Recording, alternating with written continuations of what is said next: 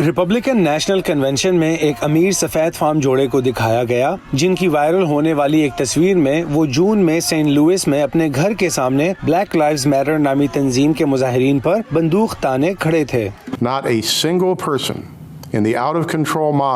ہمارے گھر کے سامنے بے قابو ہجوم میں سے کسی ایک پر بھی کوئی الزام عائد نہیں کیا گیا۔ کیا آپ جانتے ہیں کسے ملزم قرار دیا گیا؟ ہم پر فرد جرم عائد کی گئی ہے کہ ہم نے اپنے گھر کی حفاظت کرنے کی جرت کی۔ استغاثہ نے ان پر اسلحے کی غیر قانونی استعمال کی فرد جرم عائد کی ہے۔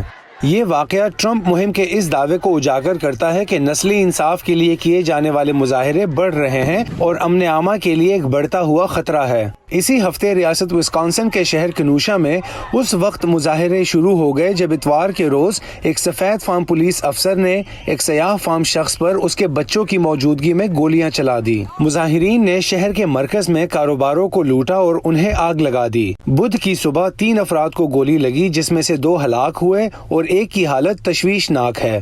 ڈیموکریٹک پارٹی کے صدارتی امیدوار جو بائیڈن نے بقول ان کے نظام میں موجود نسلی امتیاز کو ختم کرنے کے لیے پولیس اصلاحات کا مطالبہ کیا ہے۔ انہوں نے پرتشدد مظاہروں کی مذمت کرتے ہوئے پولیس پروگرامز کے فنڈ میں کمی کے لیے کی جانے والی کاوشوں کی بھی مخالفت کی ہے۔ اس کے باوجود ریپبلکن کنونشن سے خطاب کرنے والے مقررین نے جو بائیڈن اور ان کی پارٹی پر سیاہ فام امریکیوں کی حمایت کے لیے پرتشدد، انتہا پسندوں کی حمایت اور پولیس کی مخالفت کرنے کا الزام عائد کیا ہے۔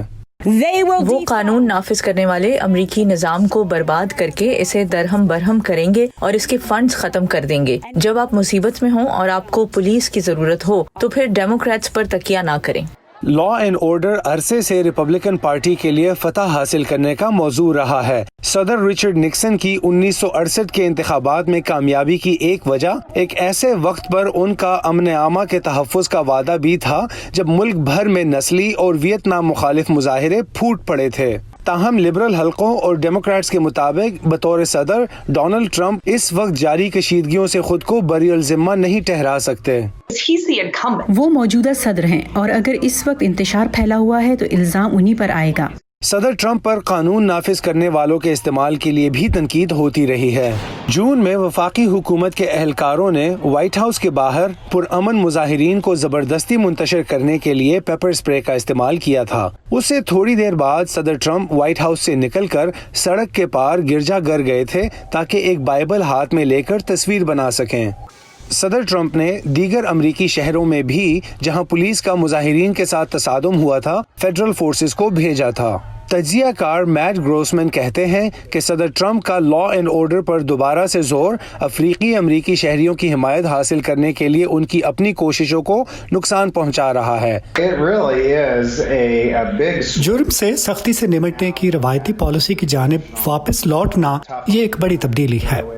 جبکہ ڈیموکریٹس کہہ رہے ہیں کہ صدر ٹرمپ کورونا کی عالمی وبا کو کنٹرول کرنے میں اپنی انتظامیہ کی ناکامی سے توجہ ہٹانے کے لیے امن و امان کے ایشو پر زور دے رہے ہیں۔ صدر ٹرمپ کے حامیوں کا کہنا ہے کہ ان کی حکمت عملی ملک میں نسلی تعصب کی بنا پر پھیلی بے چینی کا رد عمل ہے۔ برائن پیرن کے ساتھ Imran Jadoon, Voice of America.